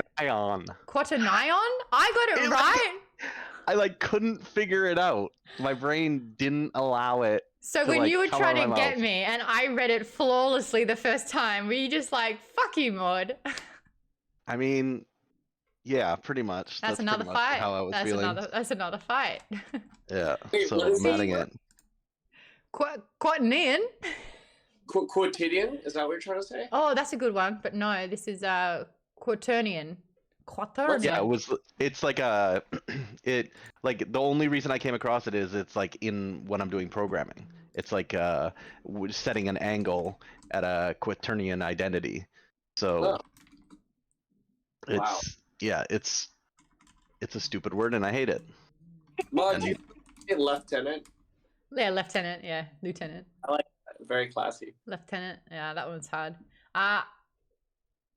I've looked up the words that are hard to say. Oh no. I was a hyperbole girl. Oh yeah, Darian's got one. Go on. What do you got? Hyperbole. Yeah. I didn't want to say Hermione until I saw the movie. I'm sorry? What? I didn't want to say Hermione until I saw the movie. Oh my god, I did the same thing. No, when I read the fourth book, and you can tell that everyone was struggling with it. So Darian said Hermione was really difficult. I said Hermione for the first three books. Yeah. Hermione. Hermione. And then it was like talking to Victor Crumb, and it was like, oh, Hermione. And I'm 4 books in, and I went, no, fuck, this whole time. I was, Hermione's my girl. Like, Hermione, we're so close. Can't even say her name. Darian? Did you see what I said about the Reggie from Archie Comics? No? So all my life growing up, because I'm very civilized, like you guys who read actual books. And I read Archie comics, but I always thought Reggie was Reggie.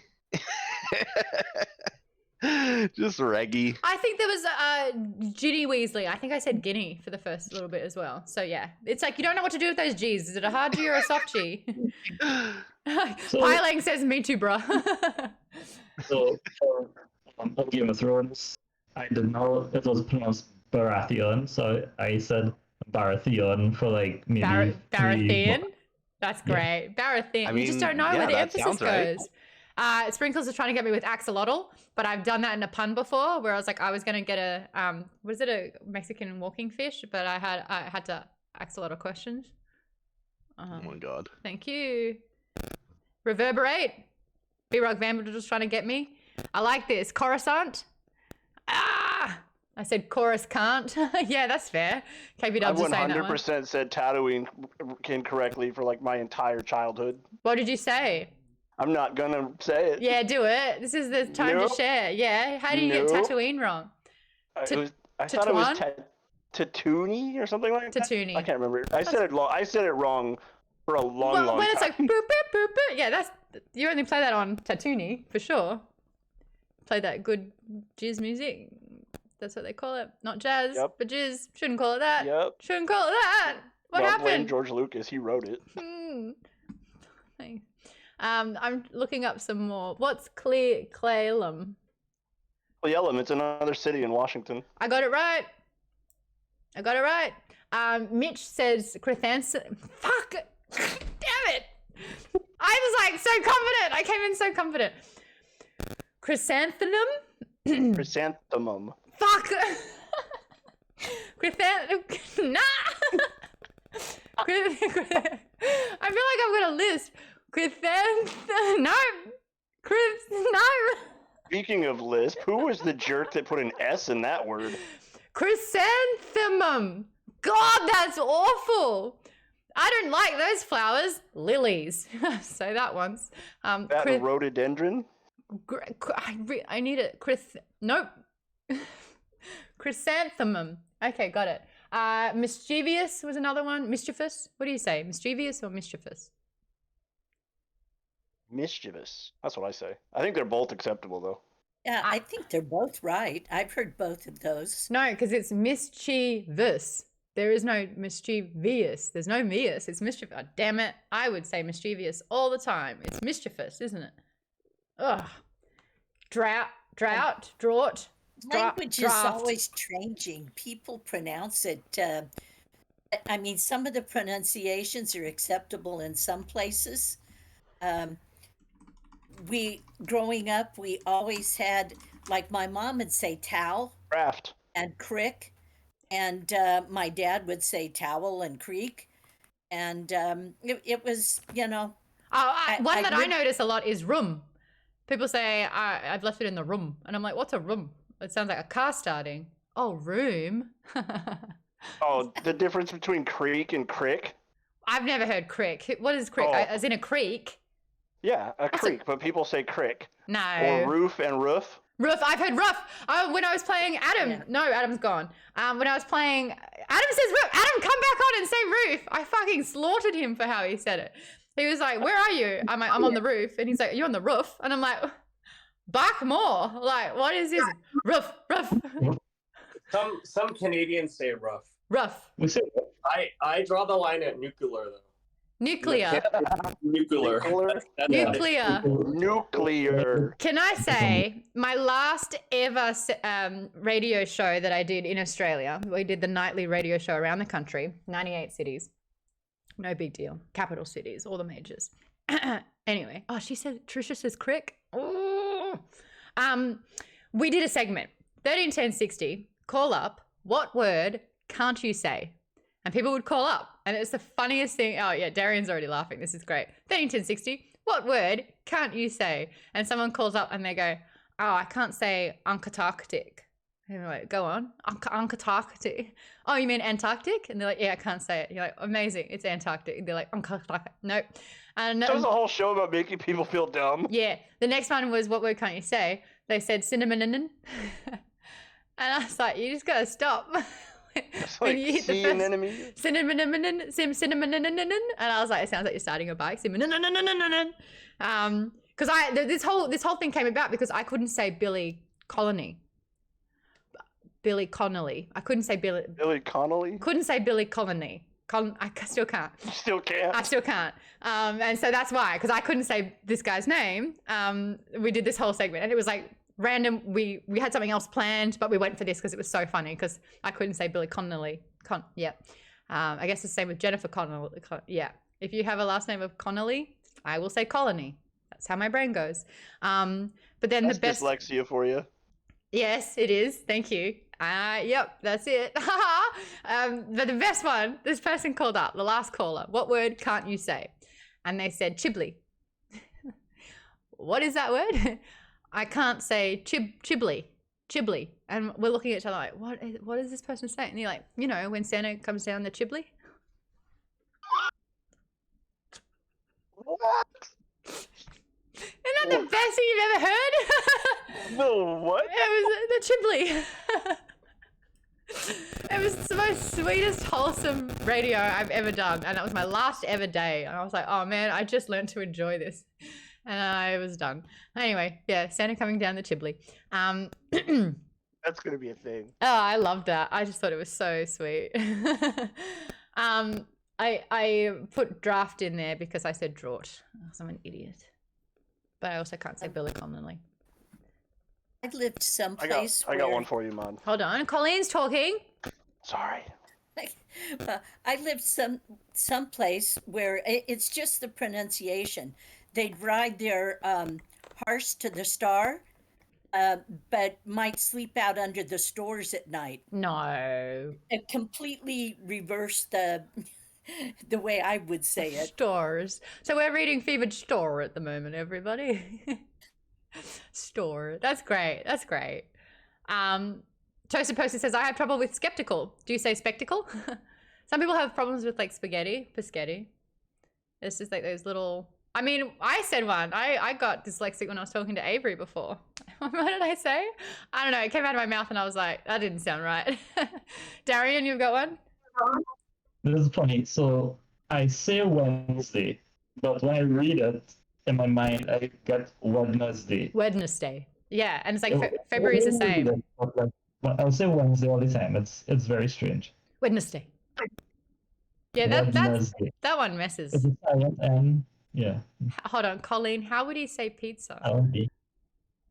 How would he say pizza? Pizza. Pizza? Pizza. Yeah, he was a Spanish speaker. Pizza. So the sound didn't exist in his dialect at all. Wow. So we always had pizza for dinner.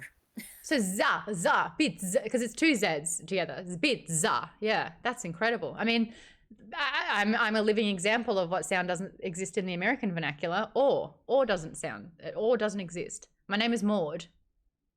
And no one can call me Maude because I'm Maude. Hold on, Darian, how do you say my name? I'm Maude. Maude. Oh, that's anticlimactic. He's like, Maude? And I'm like, yes.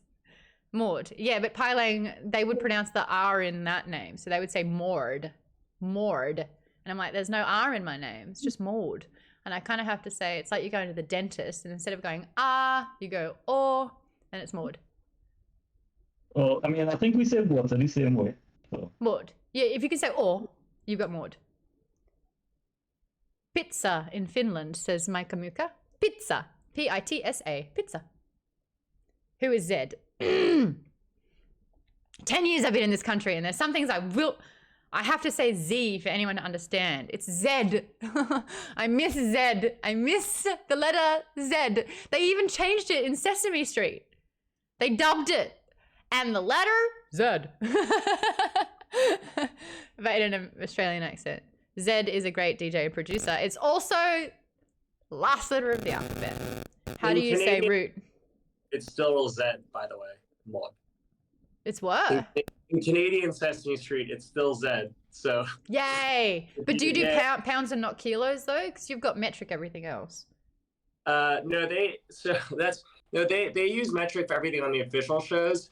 People just use pounds and feet for very short distances of height and weight because we watch so much American television. So we're weird. We use both. Wow. Okay. Stuff is metric supposed to be, but then kind of some personal stuff we use like just because we're so Americanized with our media. The longest one it took me was Fahrenheit. It's how hot? How are we not dying? Oh, it's only 30 degrees. Got it. Not 90 something. Pylang asked how I said R-O-U-T-E, root. But I've also now, because I've been in America for so long, say route. So I don't know. I'm starting to not remember what I originally would say. Root. You can beat an egg, but you can't beat a root. That was my mum's favorite saying. Americans won't get it because no one knows what a beetroot is. Hello,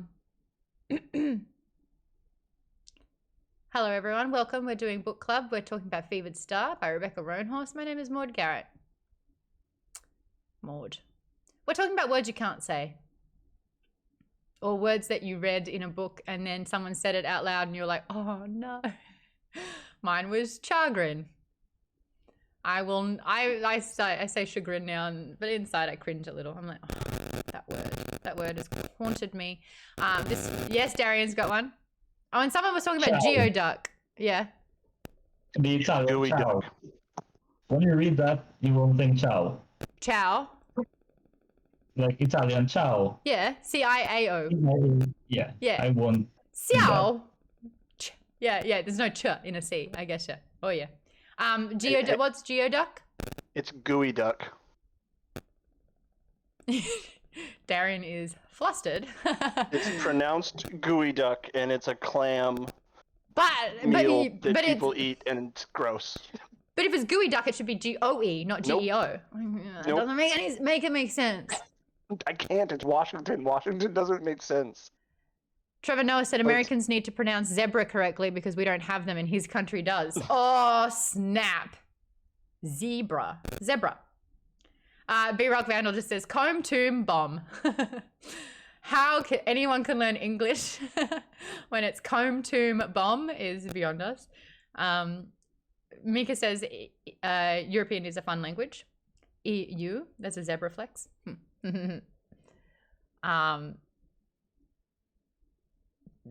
Oh, Jimmy's got one. Nah, I can't. Treluge? What is that? Treluge? Treslouge. Yeah, treslouge. It's a chair. Oh. Got it. I always pronounce that geoduck wrong. Yeah, come on. That's the worst one yet. That is so wrong. That is so. Someone was writing it down and they had dyslexia. And then, yeah, they just went with it. I don't make the rules. I don't make the rules. I saw root. I saw route for what route I'm taking. Oh, I say route, yeah, for what route I'm taking. But I say route when reading signs like Route 4. How interesting. Isn't the brain fascinating? I now call them sweaters, even though they're a jumper. I still say I'm getting petrol instead of, what do you call it again? Gas? Yeah, no. I'm not saying I'm going to get gas. Why would anyone publicly announce that? What? I'm just going to go get gas and I'm going to fart all night. Like, no, you get petrol. Short for gasoline. Come on now. What's farts short for? Gas your face? What is that? No, if you're passing gas, but then you're filling up the car. I just like, do Americans fart in their little oil changer? Well, you can run a car on methane, so. There you go. Maude, do Do you laugh when people say I have to go change my pants? Does that make you giggle? I mean, yeah, it sounds like you've shot yourself. No, but like, pants. So pants isn't like that in Australia. Oh no, the big change is fanny pack. We do not call it a fanny pack. Fanny is a very different thing. It's the front bottom on women. When I was a child, I called my raincoat a slicker. I was like, I need to go get my slicker. I like that. And they were like, raincoat. what? Yeah. That makes sense. It's better than geoduck. What is it again? Gooey duck. So dumb. Actually, Maude, you would love I this. agree. In I think it was the Sydney Olympics, and the Canadian team looked great, and they had just been dressed by this kind of very enclosed distributor called Roots Canada. Yeah. And it was the Australian Olympics. And so they're like, oh, they're all clothed by Roots Canada. And then all the Australians started laughing. Yeah. Yeah. They basically, yeah. I still have fun with that one when someone's watching sport and they're like, who are you rooting for? I'm like, none. Oh my God, no. How dare you? And they're like, oh, I go, who are you going to do that with? Oh, I'm rooting for the whole team. I'm like, that sounds exhausting. The whole team? Piling's like, no, you did not. Oh, an elderly man looked at my new shoes and said, I like your rubbers. And Piling was like, no, you do not. Growling Mouse Studios said, my sister had a professor that pronounced cherub as cherub. I was confused the first time I heard the English slang, I'm chuffed. Oh, I like chuffed. Yeah. Yeah, tickled pink. I'm chuffed. Oh, the pecan struggle, Stargirl saying. Pecan or pecan? I say pecan. This pecan bullshit. No, sorry. Who says pecan? Nope. Raise your hand. Who says pecan? Ah, Colleen! I said pecan. Pecan. I pecant right now. Is it almond or almond? How dare you? No one has ever said almond ever. Bet. Almond is like the most common pronunciation in the South. That's not Almond. true. Oh, it is. Did they say the L? No, my almond. aunt is from Oklahoma and says almond. Almond. Almond. The L is silent. Almond. I would think they were talking about a person. A person's name sounds more likely than no. Almond. And I say the L. Do we say the L? Almond. Almond. Or almond. But it's the same thing. Like, do you say the L in salmon? Salmon. No. But you don't say salmon? I could, but I won't. Salmon. Salmon. Yeah, but Australian language is so lazy as well. Potato. You say potato, I say potato. No one says potato, except Nelly. I actually had that conversation with a coworker yesterday. That nobody says potato. Yeah, thank you. But you say salmonella. Oh, Mr. Mitch coming in with you say salmonella. And that's salmon. Language. Hey, back to the book. Yeah, we wasted a half hour talking about words. I had more questions. Okay, I'm going to bark them out if you've got answers. Lisa Avery. J Bun Rock's in here. I've only been talking to you via chat. I have more questions. Ready? What's Okoa's fate? Good. Thoughts on Naranpa's reawakening? New powers, witch magic, her own fate. Are we liking this for Naranpa? Yep, thumbs up. Great. Not surprised by it. Shiala meeting Iktan. What do we think of that? Who's got thoughts? Very interesting. Okay. Was What's the Iktan backstory there? Was Iktan spying on her in the bathroom? Is Iktan a perv? I don't think he was. Yeah, he I was. thought about that reading it too. I was you like, did? Yeah. But I don't think catch he it. did. I didn't catch it the first time, but then she's like, I know she did. Yeah, she was looking at her while she was like the No, stalls I are know like. I know Shala scoped out Iktan while he was changing. I think Iktan was just sort of lurking and keeping an eye on Shiala. I don't think because I got the impression there was at least like a small barrier there. Yeah. And Iktan was kind of just sort of off to the side, keeping an eye on Shiala. I'm going to blow Americans' minds. You ready? In Australia, the public bathroom doors don't have a gap. I am still to this day mortified that you can make eye contact with people when walking past trying to find an open stall. That is so not okay. It's an American thing. That is very terrifying. Is it Darian, does this happen where you are too? No, that doesn't happen. The gap's like this big. You can see an eye. The gap is that. In what world? That's a terrifying thought. That is so bad. I remember I got off the plane and I went into the bathrooms and I was like, I will never pee in public ever. This is never going to happen. It doesn't in Australia, airtight. I'm tall. It's tall. I have stood up once and the door was here. And I'm like, when I stand up, I can see everyone. That's not okay. So maybe I'm just a little particular about privacy, not privacy, privacy when you go to the bathroom. Is that so much to ask? America. Another reason why I don't like America. Be glad you never have to use the men's room at a stadium because it's just a trough. That's bad. Yeah, no go. Yeah, like a 10-foot long trough. Yeah, it's like a 10-foot long trough that just has like water 8 other constantly guys. running and it's full of ice at the bottom. Yeah. I don't I ever used to use go the for bathrooms years for that though. reason. That's not every stadium. Only some stadiums have the trough. Who came up with that idea? People who Do you wanted to guys save just, money like- on plumbing. Is there something in front of you that you can look at so no one's kind of like, ooh, The like, brick wall. oh my God. I was once in a restaurant, I think it's in Texas. They didn't have a trough. They just had like a part of the floor that was like different colored rock and drained. So you just like went to that area and like and it had rinse that part. Like it was slightly lower. It was like 3 inches lower. It was just and it had like soapstones in it. It was like, all right, stay classy, guys. Okay. Avery, yes, I do want to get onto that. Because we were trying to get back to the book. Oh, we just got sidetracked. Glungus has commented, and I haven't heard from Glungus yet. Glungus says Americans love making fun of Australian accents, but then they say shit like, well, I'm paraphrasing, I added that in. Brisbane and Melbourne. Glungus is obviously Australian because that irks me no end. And then when someone goes, oh, I went to Melbourne, and I was like, oh, thank you. You didn't go to Jason Bourne? Yeah, no. T-Bone says more word streams. Good. Kiwis say woman as a plural. Woman. Yep. Women. Stargirl says, I'm liking this Nara so much more. Thank you for actually answering the question. I love it.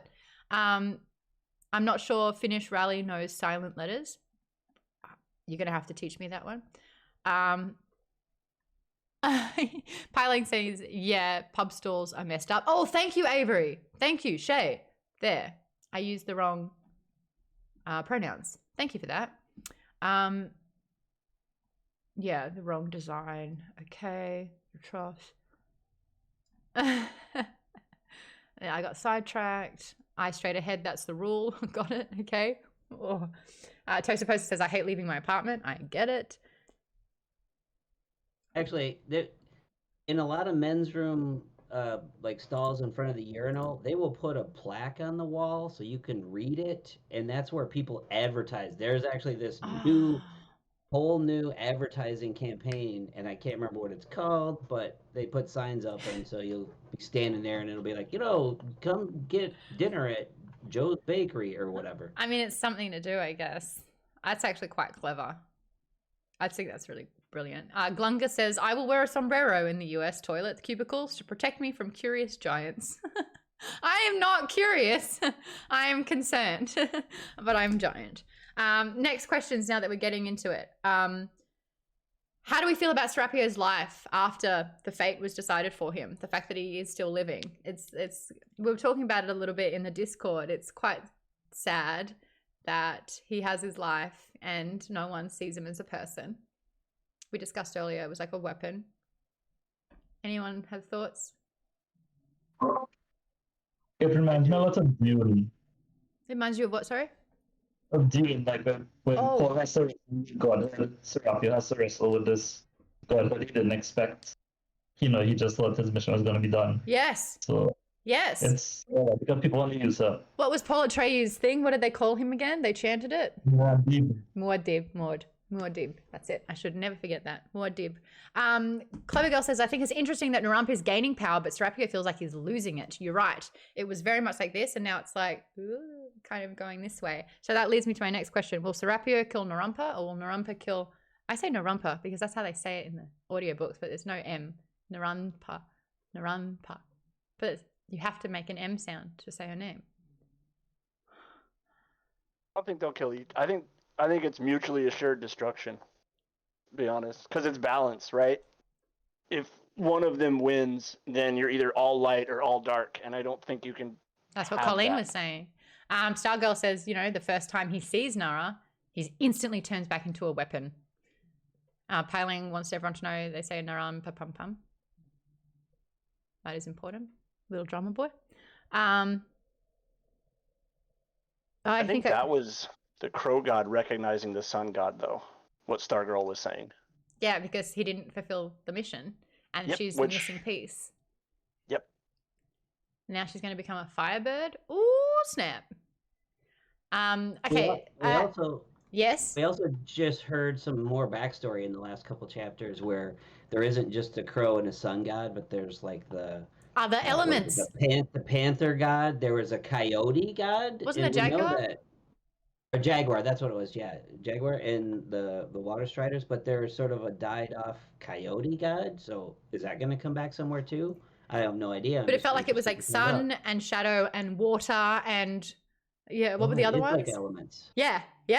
I loved that. I thought that was really exciting. We're only just kind of getting to the cusp of what this ancient power was and who's harnessing all the other ones and what was their, I think that what's really great is that you honor tradition and you honor sort of like what the original owners of the land were able to kind of contribute. And so now because with time they've changed and they've gone, it's very selective. We can look at the Bible for that, what they worshipped then and how people have picked what they want to choose to worship and what abides by them is very different. And that's what happens with age. And I think that we're seeing, because the Watchers were installed 300 years ago, just how different that's become. The Watchers were installed to stop war. And what was really interesting that we learned that it was the spear maiden that was very charismatic, gained a lot of power, gained a lot of notoriety, gained a lot of trust, and then started a war. And so when you learned about the legacy of the Watchers, it was that very, very adamant that the priest gods, the sun god wore a mask, that they weren't identifiable, that they were not charismatic, and they weren't able to kind of like harness power in that way to stop a war. But what we're seeing is that there is an internal war happening with the Golden Eagles that started a coup, and there's an external war that's on the cusp as well. But gods are now taking a part of it, and it's like a long time coming for this sort of apex that's happened, which is the eclipse. That was the last book. So I'm kind of, maybe because we don't have that end goal, Darian, like you were saying, that bullet analogy that you had, we don't have the end of what's going on. We're searching through it, and there's a lot of uncovering and unfolding, and maybe Tass, that's just a little bit slower. And not as interesting because we don't know the end. We're learning things in a second book in a new way. Avery, you had something that you commented earlier about the Coyote Moor.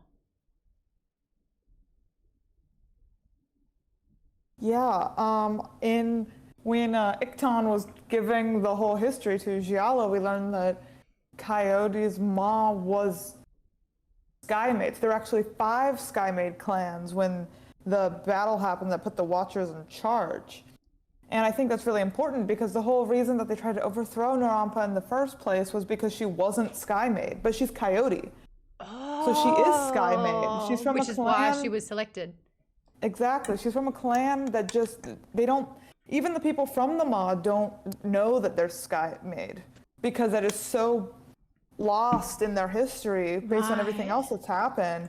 So I think that's going to be a really important detail. I think Coyote is actually going to play a bigger role in this, and we realize, especially with her brother and everything, like trying to build up using the like mob bosses and everything. I think that I think that Naranpa being Skymaid and also Coyote being the 5th clan that they don't know existed is going to be more important. I reckon because we're talking about the Water Strider clan as well, Teaks. It's the Teak land. They can manipulate the wind. They are sailors. They're very water based. And it's, I'm not sure if anyone else picked up on it, but the coat that, hello, Kate. The coat that Shiala's wearing is Water Strider blue. And that's how they identified that particular color blue. It was Water Strider blue. And I know that like there was a gift to her, but I think that maybe there's something going on there. But I think Shiala, we've already seen that she's got a power. She literally turns into a mermaid. She is of a water clan. So I'm wondering if Shiala's got a part in all of this as well. Colleen, you had something really interesting to say about coyotes with the Navajo law? I get that wrong every time with Navajo. my dyslexia. Navajo. Yeah, I kind of maybe read things into it because Rebecca Roanhorse is Navajo, and I have Navajo family members. So in Navajo lore, Coyote is a trickster. He's not to be trusted. He can be associated, I think, with witchcraft because skinwalkers can take the form of a coyote. My nieces and nephews, I told them about a game that I found that was called Coyote and Crow, and they immediately went, I don't think we want anything to do with something that has coyote. It was Wow. just really, I was shocked at how adverse their reaction to it was. Right. So it's kind of like the Loki of, like, as a comparison. Yeah, Or yeah, Anansi. yeah. What's that? Anansi, he's a spider trickster in West African and Caribbean Yep. mythology. Which we read about in American Gods. In Anansi. some places, I think coyote has more respect. You know, in some indigenous cultures, he's always seems to be a trickster. But in the Navajo culture, he's really distrusted. And I think I see kind of a parallel with Coyote Ma being a place where you've got the mob bosses and you've got, you know, all kinds of underworld stuff going on. So I'll be honest with you, kind of that reminds me interesting of Tatooine. yeah, yeah. You know, it's like desert land, and the mob bosses, Jabba the Hutt was one of the most powerful people in Tatooine, and they're running everything. They're the most, like, you know, that's so when I hear like the Coyote Moore, and it's her brother who is this underground sort of like mob boss who's trying to manipulate everything through those means. I just think, yeah, it reminds me of Tatooine so much. What is it? Tattoo? What was it? What was it again, Tim? What was it? Tattoo Tine? I hate you. Tatooine? Tatooine. Yeah, Thank you, something like that. Tatooine. Yeah. Boop, boop, boop. Okay. So that's really interesting because at the moment, coyotes are not so, I mean, Naranpa is from there, and she was ostracized for wanting to be better and to be that, and she, you know, she couldn't lie. She was so truthful. So I think that's a really interesting sort of like, what does coyote mean in this regard? Last time we were talking about Black Sun, we really dove into crow and what crows symbolized, and a lot of the time that was the same thing. They were the messengers of evil. They were spies. They you know, crows are always in, we looked at it in different was it like Viking history? What was that? What's that called? What is that called? Norse mythology. What mythology? Norse. Norse? Yes, exactly. So crows were a big part of Norse mythology. We see them all the time in fantasy, and it's always like the crow is a symbol of evil. So with Serapio, who can literally transform into crows, who can use crows to fight and to kill, who can summon shadow, like all of this is inherently outside of this book very evil. I just think that's quite interesting. Kate wanted to say, I'm really into the Iktan-Shiala pairing. I like their sections together a lot. It is interesting because it's like the way that came about. If she just stayed, she would have seen Serapio and could have helped him because he's in a crowd. And it's like she chose because she thought the guards were trying to get her and she didn't want to go back to prison. So she went with Iktan, and of course, us, the reader, we're like, if you just stayed. But seeing their conversations, how Iktan is providing exposition that can recognize Shiala as a teak straight away, sees her eyes, sees the hair, like she's trying to change her language to become a little bit more subtle and discreet. But yeah, Iktan straight away is just like, you're interesting, you're a teak, I hope you're not stupid. And she followed them, and they said, I guess you're not stupid. So I want to read some quotes. Some of my favorite quotes in here. There were some good ones. The first one is how Esa used this rock stone analogy about foundations and challenging Serapio by using this stone analogy. Like, can you build with bad stone? You know, this whole thing went on for like a page and a half. And it was all about porosity. I've never heard the word porosity before. Ken, what's porosity mean? Dictionary? Porosity, like porous, how many holes or how much like empty space does a solid material have? That's so interesting, because he was sponge like, has porosity. Porosity is essential to sorcery as well, after a fashion. And he basically like shows blood as a, I guess, blood is not porous. I know. Mika says, oh no, engineers. I'm like, yep. Loud and clear. I just thought that was an interesting analogy, how they weren't saying what they were obviously trying to say, but they're kind of hiding behind this stone analogy as a way to challenge authority, as a way to test Serapio, and how they sort of interwove this analogy to try and get their point across. I thought that was really easy. It was like a hypothetical without actually saying what they were trying to say. I thought that was quite good. Another quote that I loved, it's Serapio. I love the way women write male characters, just because I don't think that men would be able to articulate clearly. He basically says to himself, find her, Shiala, so that you need not fear being alone ever again. I just thought that was so beautiful. And it really shows a lot about Serapio, feeling so isolated and inhuman in a way. He's only a weapon. So the fact that Shiala is so important and makes him feel like a person, but, you know, really addressing what it feels like to be alone for so long. That resonated with me. Anyway, then on the next page, it was so sweet. I added it to Fable, and I think we're going to post it as a story as well on social media. This whole thing, he only wanted to find Shiala. This is on the top of page 159. To hear Okoa speak her name, to know that she was looking for him and had not abandoned him, he could not explain the emotion it roused in him. The desire to take to the sky and fly to her was so strong, he had to force his breath to steady. And this is the part where I was like, oh, I was walking around the neighborhood and I was like, it's got me. It was as if he were made only of need, 1,000 shards of desire in the shape of a man, and he would give whatever he must to reach her. That is straight up poetry. I loved that quote. And I was like, Serapio, you are written by a woman. And that was obvious in that moment. Guys, start writing poetry to your loved ones again. Pylang says, read it again.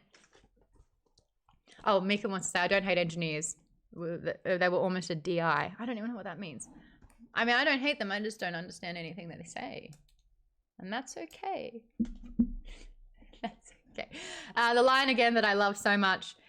It was as if he were only made of need, 1,000 shards of desire in the shape of a man, and he would give whatever he must to reach her. Oh, so visual. You can just see it because like the way that he fractures to become crows and the way that he kind of describes that every single 1,000 piece of him in the shape of a man is made up of need. Oh, so good. Does anyone have a quote that they loved? I didn't see any in Fable. Darius? I have a quote. Oh, Jimmy. Yeah, let's go. The quote, I wrote it in the chat, is within even the smallest act of love lives the potential for a miracle. Oh, that's beautiful. Yeah, that's a great line right there. I reckon that's a really great, an apt description of what faith is too.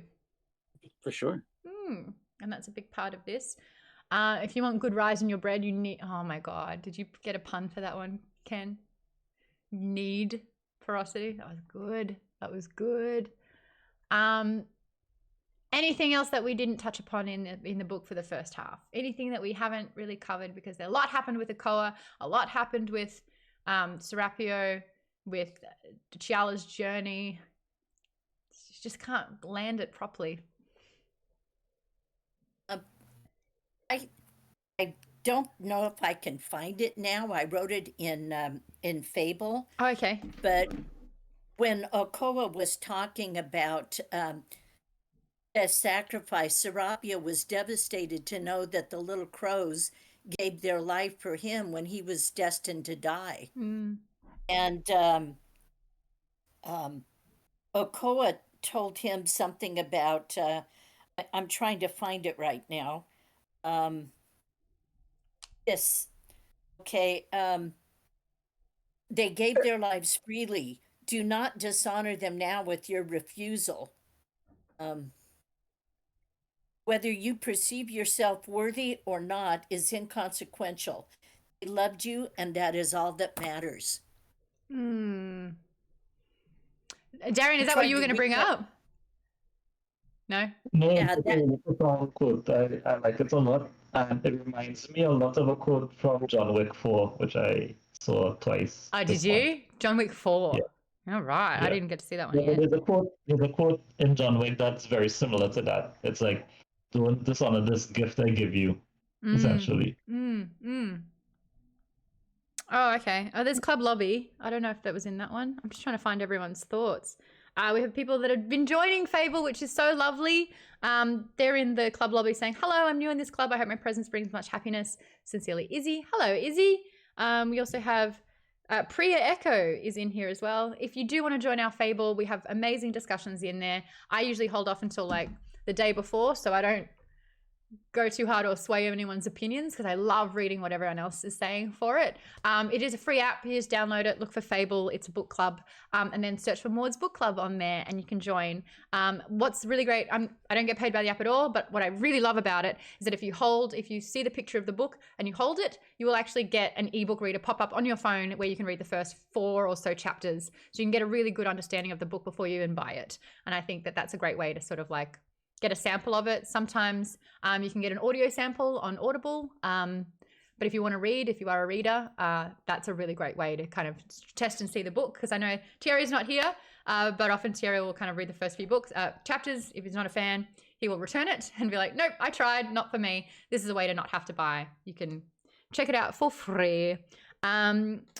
We also have the dates of the streams in there as well. So you know that when I'm going to pop on Twitch to chat about it. We've got 69 members on Fable. I heard that too. I saw you say, you went, nice. But we are growing on Fable, which is fantastic. Thanks to everyone who's reading this book. I know that when we do sequels in a series, it can be a little bit hard to kind of like keep up, especially if you're only hearing about it for the first time and we're already on book 2. We will try with all sequels to push it to the second half of the month so that if you do want to join in and read that first book in the first 2 weeks, you've got that time to do it. With Maude's Book Club, we try to get the author on every single month. We have reached out to Rebecca. Fingers crossed that we can land her to talk about this book because I have so many questions I would love to chat with her about, but she does have a deadline. So TBC on that one. If it's a month later, whatever it is, we might work with their schedules, but if it happens when it can happen. If you want to get prepared for May, the book is Golden Sun, again, a sequel. So we read Red Rising, which is the book 1 for this one. Super easy to read in a week or 2. Fantastic book. You can check out. We're going to be posting, I think, part 1 and part 2 on YouTube. And we had a Q&A with Piers that went for an hour. The author, we're going to get him back for this book. And I'm going to get into the nitty gritties. It was hard to talk to him about book 1 when he was just finished writing book 6, I believe. And book 6 is going to come out middle of the year, summer. Middle of the year. B-Rock Vandal says Red Rising, best book of the year so far. I have to agree. I freaking loved it. No bias. I loved it. You know me. If I don't like it, I will tell everyone. So that's what we've got. Hello, Vaden. How was the VOD? Yeah, where is Vaden? Oh, he was busy. That's right. He's got family in town. Authors be writing some long series. Yeah, look, if they're popular and people buy them, thank goodness. I will see everyone next week, same time. Finish the book. I'll see you in Fable as we chat about each chapter as we go along. I'm probably going to have finished this book by this time tomorrow and then forget everything that I read. So I will read it again another 2.5 times. Avery says, I'm so excited to read more. Mika says, I need to buy more books. Actually, do we have the link for the Amazon? We've got basically 2 different lists on Amazon. We have all the books that we've done previously for book club and we're going to do this year because we've mapped out the year with this book club, which is great. So you can buy and get ahead of it all. Or there's my book recommendations. So if you want to know all the books that I've loved and that I've read and that I recommend, I have a separate list, which is different from this book club. I read a lot. Oh, actually, that's not true. I've only read about 33 books this year. Lisa's crushing me. How many have you read so far, Lisa? We don't have October yet. I don't want to read. For the dictionary for October. That's scary. That's a good horror book. But he go, how do you say that word? She's in the triple digits. I believe it. I believe it. Yeah, book recommendations are in there. We do need to figure out October. I think I want to read another. Sorry, my mind's gone. Who's the famous horror writer? Stephen King. Thank you, Stephen. I wouldn't mind reading another Stephen King book. What is that? Champions? Is that a sport thing, Ken? Not even a little bit. Oh, Fairy Tale by King. I would love to read Fairy Tale. It is on my recommendations list. So, oh, your monitor just died. Got it. That sucks. Okay, maybe we lock in Fairy Tale. Fairy Tale could be good. Stephen King. Apparently, it's very, very good. We take it back. It was a sports thing. It was. God damn it. We don't have, and then I'm going to make everyone read the Dungeon Crawler Carl series, which I think we can do 2 books a month. But I freaking love them. Listen to those books. They're the best books I've ever listened to, ever. I know Vaden's pretty much gone through all the Dungeon Crawler Carl books already because I couldn't shut up about them. So I'm dragging you all into it as well. But we also have a Goodreads. Feel free to join that. Oh, I know. Kate, I really want you to tell me about this book. Are you online? Miss Necromancer read an insanely good horror book this month called Sister Maiden Monster by Lucy Snyder. That was really, really good. I read your review on it and you said you wanted to live in that world, and that says way too much about you because apparently this is a bit of an unhinged world. But Kate, we've been doing a book club together for 6 years. I get that about you. And we adore it. I'm excited about the Dungeon Crawler book, says Toaster Poster. Yeah. B-Rock Vandal's going to check out that book. It's Eldritch Horror. I think I would actually like Eldritch Horror because I play Dungeons and Dragons. And the spells are sick. It's usually like warped sorcery. Anyway, we're way over. I'm going to go, everyone. Back to bed for me. I've been watching Beef. I recommend it.